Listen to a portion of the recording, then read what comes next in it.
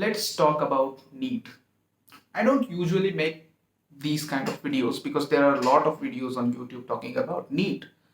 But hey, it's high time and you probably have just 25 days left when you are watching this video. So obviously I'm not gonna waste your time. So before further ado, my name is Shreyash Patil, you're watching The Curious Kid. Let's get started.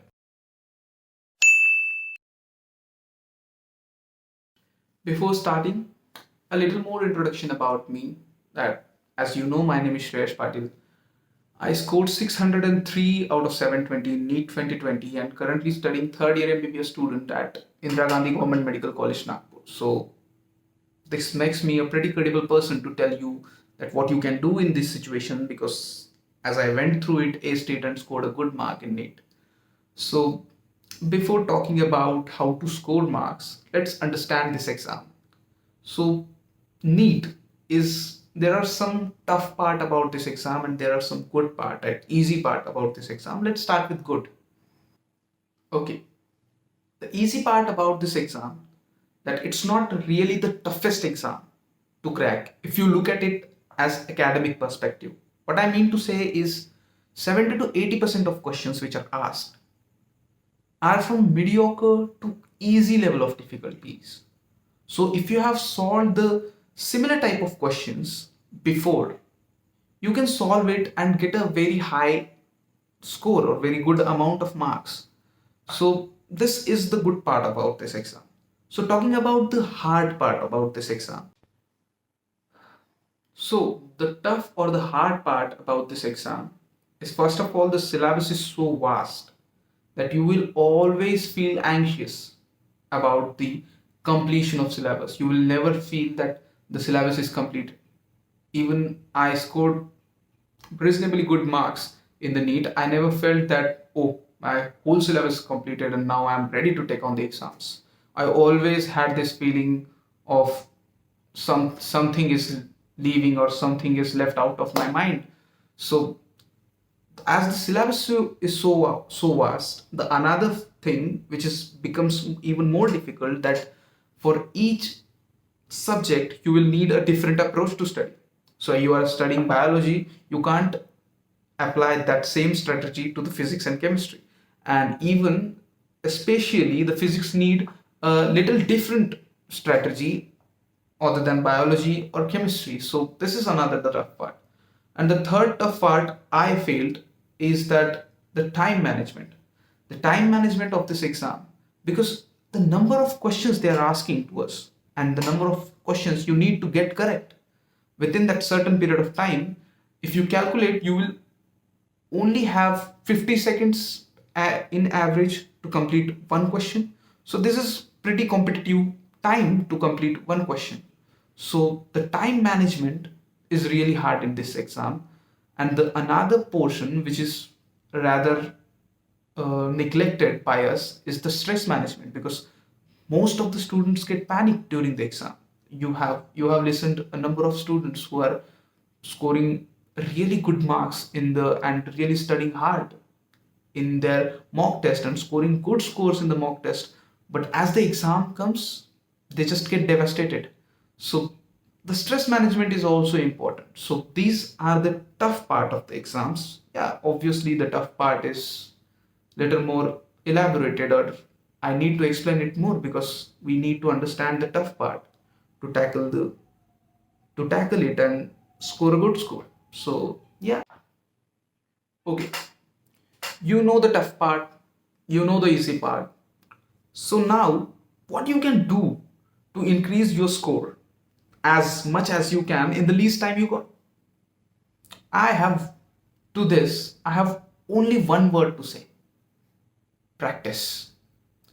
Like, as cliche as it sounds, once a wise man said that in theory the practice and theory are same, but in practice they are not.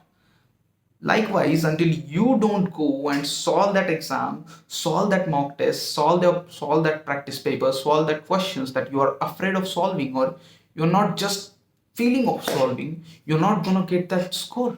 You're not gonna get the feeling, you are not gonna realize what you are and what your position is. So you need to practice.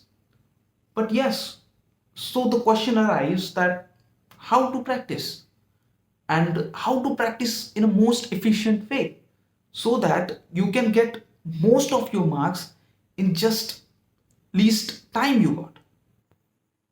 To practice, I came up with this strategy. You know, first of all, you require practice majorly for two subjects, physics and chemistry. Right. So, before starting, if you're feeling that I am not completed with my syllabus, how can I directly hop on to the practice? Look, you will never complete your syllabus.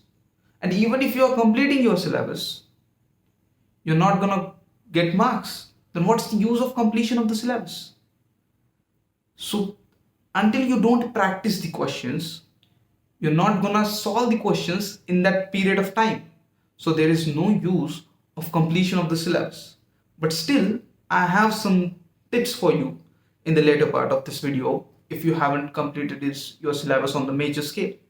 But before before that, let's hop on to the strategy to practice. So I have these 3 or 4 key points that you need to remember while practicing. So the first point, you need to cover all the topics, because this exam is not about covering just 1 or 2 topics and going into deep to that. You need to solve each and every question. You need to know each and every topic because you need to score as high as you can.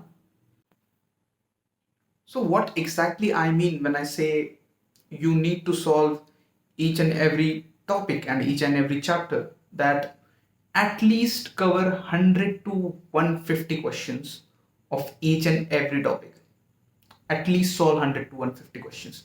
So, where these questions will come from? These questions should majorly from PYQs, previous year questions. These are the easiest part because these similar type of questions can be asked. These are the most highly probable questions can be asked, like based on same formula or just similar concept with a little tweaked formula. So these are the most probable questions. So another thing that you are solving just 100 and 150 questions. So you need to understand each and every questions very keenly. Like solve the question, understand the question, again solve the question, solve another question, again understand the another question. Just don't rectify the answers is what I mean. Like understand the concept behind the questions, because the number of questions you are solving for each and every topic is just 100 and 150. These are not a very much number. So this is as if you understand each and every question, so 100 and 150 questions of 150 questions of each chapter is like a good amount of questions. Okay, so now next part, that if you are solving the questions, the doubts will come. You can't solve the questions. Sometimes you are not covered with the topic, so you can't. It's really hard for you to solve the questions. So what you can do? There are so many apps like Doubtnut or nowadays Physicswala or YouTube videos who are showing you that there are solved questions, and if you have doubt you can just click a photo, you know it, I think so. You can click a photo, upload it on a Doubtnut or any app, and they will provide you answers. In best case scenario and most case scenario, they will provide you the video of solved answer. So that's the better tip.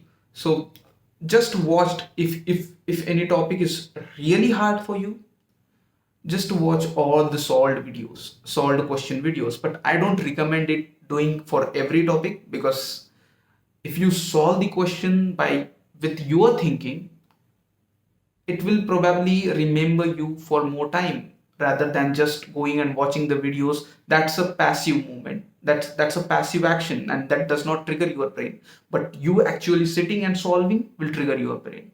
So it's as simple as that. So I recommend practicing you as much as you can. But if any topic is too hard for you to solve, I will probably recommend you go and watch YouTube videos of solved YouTube videos. I think When I was preparing, I saw the videos of especially in organic chemistry of Arvind Arora sir, that top 100 questions of P block elements. For physics, I am telling you, you must solve. But in case of inorganic chemistry, you can just go and just watch the YouTube videos of 100 top questions. And if any topic is really hard for you, just go and watch solve YouTube videos. That's it. And now you know the strategy to for the physics especially. Let's move to the strategy for chemistry. Like for physical chemistry, you need the same strategy as I told you for the physics, but in the special cases of like organic chemistry and inorganic chemistry, you will require a different strategy. So first talk about organic chemistry. In organic chemistry, the most important thing is the chemical reactions, prioritizing the name reactions, the chemical reactions which has scientist name. So you need to remember them, remember the chemical reactions. If you want to be like some of you people are really good in organic chemistry, biology students are probably good in remembering things, and chemistry is organic chemistry especially is about the remembering things. So they are pretty good in chemistry. So if you are really good in organic chemistry, remember the mechanisms, understand the mechanism. This will help you to get the answers quickly and makes you more confident about organic chemistry. So, and in organic chemistry, I can tell you that you don't need to go in too much depth. Like student will go in organic chemistry. If you are good in organic chemistry and you are scoring marks, they will just go and solve JW advanced questions and many questions that you actually don't need, because the level of questions which are going to ask in the exams are coming from a NCERT level of questions. So please don't waste your time. If you are good in chemistry, please take that time to the physics. And if you're really good in physics, just keep on doing that and take that little half an hour and 1 hour extra to the chemistry. So just prioritize your time to the subject you are weak in. And this is how it works. So before not disgracing to the topic, just coming back, in organic chemistry, three things: reactions, especially named reactions, and another thing, the last thing, is the mechanism. You need to remember this and then go and solve the 100 and 150 questions as I told you of previous year questions. So coming back to inorganic chemistry, people always tell you that you need to ratify the whole NCERT and the question will come from the NCERT. Question will come from the NCERT. But in inorganic chemistry, you can be little smart. If you look at the previous year questions, there is a trend. You won't get a question from any random sentence. There will be a little, very less probability of these things that you will get a question from any line of NCERT in inorganic chemistry. There is a pattern of repeated questions. Like in P block elements, there are certain type of questions are asked again and again and again about that sulfuric acid especially. So you need to study all the previous year questions of inorganic chemistry and then come and give one reading to the NCERT and then again go and just focus on previous year questions. Or as I told you, you can watch top 100 videos of pre-block and top 100 videos of S block, because they are really efficient. I'm telling you about the efficient way of study. I want you to score the most in the least time. So this is what you can do in inorganic chemistry, that understand the pattern. Just don't go and start reading from first line and up to the end line like you do in biology textbook. So this is how you can do: understand the pattern and understand the pattern of the questions from where it is coming. So in organic chemistry, summarizing, you need to be smart. You need to read NCERT, but before that, you need to understand the pattern of questions. You need to understand what type of questions are coming. These you need to focus on that questions. Go and solve previous year questions in case of inorganic chemistry. Okay, this was about the chemistry. Physical chemistry, as I told you, the physics part will take it. Will the same strategy you will require to the physics, you can apply to the physical chemistry. So 100, summarizing this, for physics and chemistry, you need to solve 100 and 150 questions, especially from of each chapter, especially from previous year questions, and solve each and every question with the very keenness. You need to understand the question.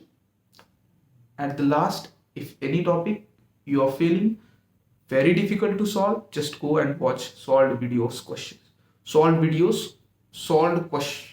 अबे जल्दी बोल कल सुबह पनवेल निकल Solved videos of questions. Okay, now, as all of you are gonna be the doctors one day, the most important subject for you is biology, and it is the most favorite subject of mine too, as I scored 345 out of 360. A little bit flex about that, but coming to a serious part, I really had a different strategy for biology. But as this video is getting a bit longer, I'll reserve it for part 2. Till then, if you loved this video and helped this video to just strategize your preparation, please give me that like for YouTube algorithm. Stay subscribed for the part 2. Till then, keep working hard, because these are the days you are gonna remember for whole your life, and you will cherish these moments, and you will remember these days always in your life. You will always feel pride about these days. Work as hard as you can, make the most out of these days, because these are the days to be remembered. Good luck for your exam. Till part 2, this was Shreyash Patil. You are watching The Curious Kid. Peace.